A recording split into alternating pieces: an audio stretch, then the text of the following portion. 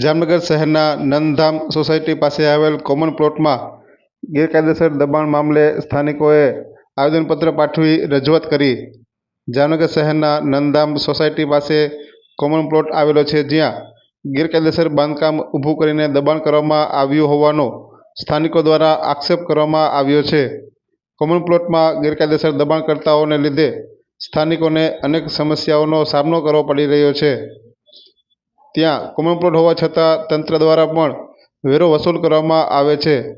આ અંગે સ્થાનિકોએ આજે મોટી સંખ્યામાં મનપા ખાતે ઉમટી પડી ડેપ્યુટી મ્યુનિસિપલ કમિશનરને આવેદનપત્ર પાઠવી રજૂઆત કરી હતી. આ અંગેની વિગતો આજે બપોરે 12 વાગ્યે સામે આવી છે.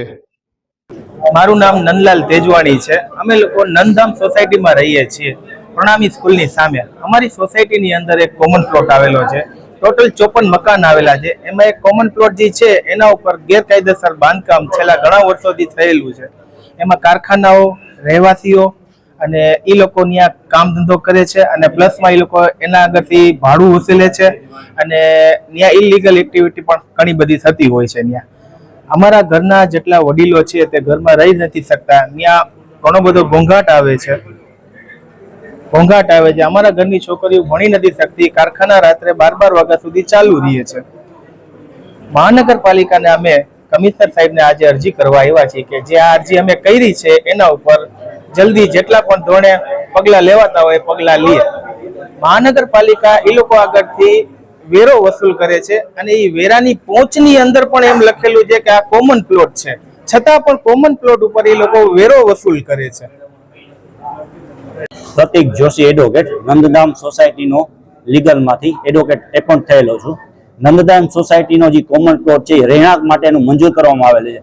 તેમ છતાં અસામાજિક તત્વો દ્વારા એ રહેણાંક પ્લોટની અંદર કારખાના બનાવી અને ઘણા ટાઈમ થયા એ દબાણ કરી અને અહીંયા કામ ધંધો કરે છે અને અન્ય દ્વારા એ વસ્તુને ભાડે આપીને એમાંથી આવક મેળવે છે. એ પ્લોટમાંથી ન્યુસન્સ થાય છે, દરેક પ્લોટ ધારકોને તકલીફ થાય છે. આની રજૂઆત કોર્પોરેશનને આપેલી, જેના આધારે એને ચોક્કસ નોટિસ પણ આપેલી હતી.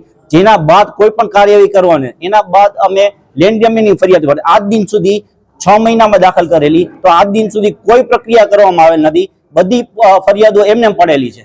એટલે અરજ છે અમારી કે તાત્કાલિકપણે આ દબાણ દૂર કરવામાં આવે અને ગૃહમંત્રીના જે કહેવા મુજબ જે કોઈ પણ અસામાજિક તત્વો હોય તો એની ફરિયાદ કરવાનો તાત્કાલિક નિકાલ કરવામાં આવશે. એની રજૂઆત છે અમારી કે તાત્કાલિક રીતના પ્લોટ ખાલી કરવામાં આવે. આજરોજ કમિશનરશ્રીને આવેદનપત્ર આપવાનું અને એના પુરાવા પણ આપવામાં આવેલા છે કે કોર્પોરેશન દ્વારા નોટિસ આપવામાં આવેલી છે અને એની પાસે કોર્પોરેશન દ્વારા પાછું ભાડું કોર્પોરેશનનો ટેક્સ પણ ઉઘરાવવામાં આવે છે. જેના પુરાવા સહિત દેખાડવામાં છે. કોમન પ્લોટની અંદર કોર્પોરેશનની નૈજા હેઠળ કોમન પ્લોટ દબાવવામાં આવે છે, જે કોર્પોરેશનના બિલમાં પણ લખેલ છે કોમન પ્લોટ, તો પણ એનું ટેક્સ ઉઘરાવવામાં આવે છે. તો એની જાણ નીચે જ થઈ રહ્યું છે.